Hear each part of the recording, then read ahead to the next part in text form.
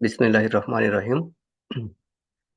আজকে আমরা ইউএসএ তে কিভাবে পোস্ট ডক ম্যানেজ করা যায় সে সম্পর্কে আপনাদের সাথে সংক্ষেপে কিছু কথা শেয়ার করতে চাই।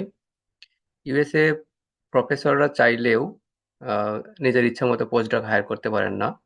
ইউএসএ প্রফেসররা পোস্ট ডক তখনই হায়ার করতে পারবেন যখন তাদের কাছে পর্যাপ্ত পরিমাণে ফান্ড থাকবে। সুতরাং আপনারা যখন পোস্টডকের জন্য অ্যাপ্লাই শুরু করবেন, তখন এই বিষয়টা কনসিডার করতে হবে যে সেই প্রফেসরের কাছে পর্যাপ্ত পরিমাণে ফান্ড আছে কি নাই। যদি কোনো প্রফেসরের কাছে পর্যাপ্ত পরিমাণে ফান্ড না থাকে, তাহলে আপনার সিভি ওনার পছন্দ হলেও উনি আপনাকে পোস্টডকে হায়ার করতে পারবেন না। এখন তাহলে কিভাবে আমরা প্রফেসর ম্যানেজ করব? প্রফেসর ম্যানেজ করার জন্য বেশ কয়েকটা উপায় আছে, সেগুলো আপনাদের সাথে আমরা আলোচনা করব। প্রথম যে বিষয়টা সেটা হলো, যখন কোনো প্রফেসর ফান্ড পান তখন তিনি পোস্টডক হায়ার করার জন্য বিভিন্ন জায়গাতে বিজ্ঞাপন দিয়ে থাকেন। তো আমরা সেগুলোর মাধ্যমে সেই প্রফেসরের কাছে রিচ করতে পারি। যেমন একটা উপায় হলো যে, ইউনিভার্সিটির যে ওয়েবসাইট আছে, ইউনিভার্সিটির ওয়েবসাইটে ক্যারিয়ার অপশন নামে একটা অপশন থাকে। সেখানে সেখান থেকে আপনারা সেই ইউনিভার্সিটির কোনো প্রফেসর নতুন পোস্টডক বা রিসার্চ অ্যাসোসিয়েট বা এরকম পদের জন্য কোনো লোক হায়ার করছেন কিনা সে সেটার মাধ্যমে আপনারা জানতে পারবেন। সেকেন্ড যে বিষয়টা হলো সেটা হলো পার্সোনাল যোগাযোগ।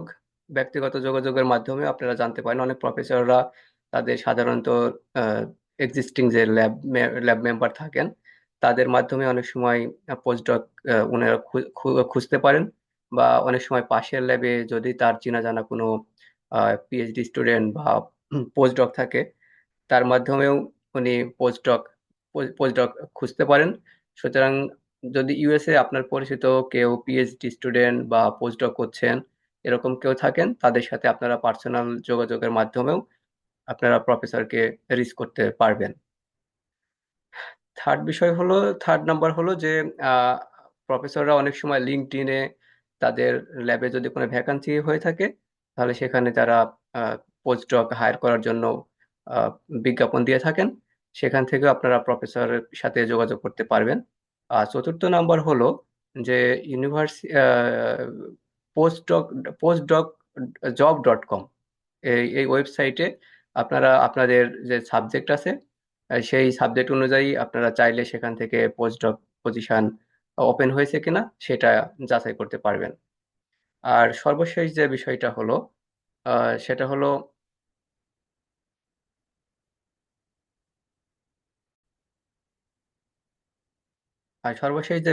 আপনাদের সাথে শেয়ার করতে যাচ্ছি সেটা হলো যে, বায়োলজিক্যাল সায়েন্সের ক্ষেত্রে আমরা জানি যে দুইটা বিখ্যাত জার্নাল আছে, সেটা হলো নেচার এবং সায়েন্স। এই নেচার এবং সায়েন্স জার্নালে তাদেরও ক্যারিয়ার অপশন বলে দুইটা অপশন আছে। সেখানে আপনারা চাইলে রেজিস্ট্রেশন করে রাখতে পারেন। এবং সেটা আপনারা রেজিস্ট্রেশন করলে যদি কোনো নতুন পোস্ট পজিশন ওপেন হয়ে থাকে, তাহলে আপনি আপনার ইমেলে সেই নোটিফিকেশন পাবেন এবং আপনারা সেটার মাধ্যমে সেই প্রফেসরের সাথে যোগাযোগ করতে পারবেন। তো এটা হলো মোটামুটি সংক্ষেপে আমরা প্রফেসর কিভাবে ম্যানেজ করব তার উপায়। এখন আরেকটা বিষয় আসে যে, ইউনিভার্সিটিতে যখন আমি পোস্ট ডক পজিশনের জন্য অ্যাপ্লাই করব, সেখানে কি আমার পোস্ট ডকের জন্য জিআরই বা আইএলটিএস এরকম কোনো কিছু বিষয় আছে কিনা। তো সাধারণত পোস্ট ডকের জন্য আইএলটিএস বা জিআরই ম্যান্ডেটরি না।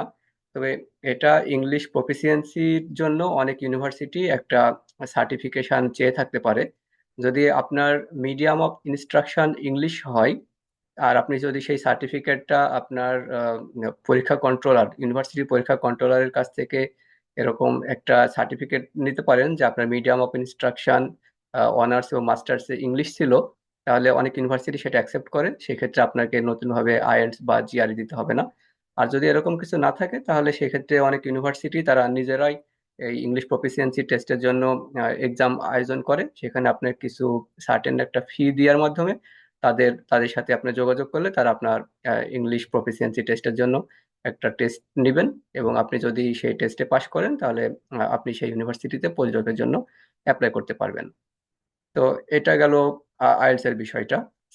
আরেকটা বিষয় হলো যে, পোস্টডকের যে স্যালারি, আসলে ইউএসএ পোস্টডকের স্যালারির কোনো ফিক্সড কোনো স্যালারি নাই, এটা university to university, even state to state vary করে। যদিও ন্যাশনাল ইনস্টিটিউট অফ হেলথ, যেটা আমরা এনআইএস বলি বায়োলজিক্যাল বায়োমেডিক্যাল সায়েন্সের জন্য, তাদের যদিও একটা স্যালারি স্ট্রাকচার দেওয়া আছে যে পোস্টডক আপনার 0 থেকে 1 ইয়ার এক্সপিরিয়েন্স থাকলে আপনার স্যালারি কেমন হবে, 1 to 2 ইয়ার এক্সপিরিয়েন্স থাকলে সেটার ক্ষেত্রে আপনার স্যালারি কেমন হবে, এরকম একটা স্যালারি স্ট্রাকচার দেওয়া আছে।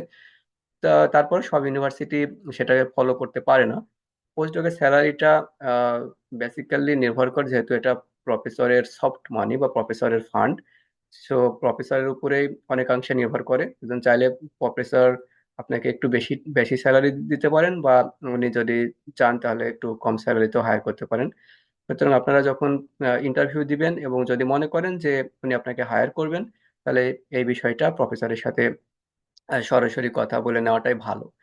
আর আরেকটা বিষয় হলো যে খরচটা এখানে কেমন হবে, খরচের বিষয়টাও স্টেট টু স্টেট ভ্যারি করে। এখানে সবগুলো স্টেটে যে লাইভলিহুড একই হবে, বা আপনার যে হাউস রেন্ট বলেন, তারপরে আদার্স যে খরচ আছে, এখানে হেলথ ইন্স্যুরেন্সের কস্ট, তারপরে খাবার দাবারের যে কস্ট, সেইগুলো যে সব স্টেটে একরকম হবে এরকম না। বড় বড় সিটিগুলোতে সাধারণত খরচ বেশি হয়ে থাকে। তো সুতরাং আপনারা যখন কোনো সিটি বা কোনো স্টেট চুজ করবেন পোস্টডকের জন্য, সেই স্টেটের আসলে খরচটা কেমন, সেটা একটু আসার আগে আপনারা আহ, আহ, খোঁজ খবর নিবেন। সাধারণত যে শহরগুলোতে খরচ বেশি হয় সেই শহরগুলোতে পোস্টডকের স্যালারিও বেশি থাকে তুলনামূলকভাবে। তারপরেও আপনারা এই বিষয়টা আসার আগে সচেতনভাবে চিন্তা ভাবনা করে আসবেন যে যে আপনার প্রফেসর যে স্যালারিটা দিবেন সেই স্যালারিতে ওই স্টেটে আপনি একা হন বা আপনার ফ্যামিলি থাকলে সেই ফ্যামিলি সহ সেই স্টেটে ভালোভাবে আপনারা আহ, আহ, সবকিছু মেনটেন করতে পারবেন কিনা, সেই বিষয়গুলো আসার আগেই এখানে সেই বিষয়গুলো জেনে আসলে এখানে আসার পরে আর কোনো সমস্যা হবে না আশা করি। তো আজকে এই পর্যন্তই। পরবর্তীতে আপনাদের সাথে আবার দেখা হবে, অন্য কোনো বিষয়ে কথা বলবো ইনশাল্লাহ। ততক্ষণ পর্যন্ত সবাই ভালো থাকবেন, সুস্থ থাকবেন। আল্লাহ হাফেজ।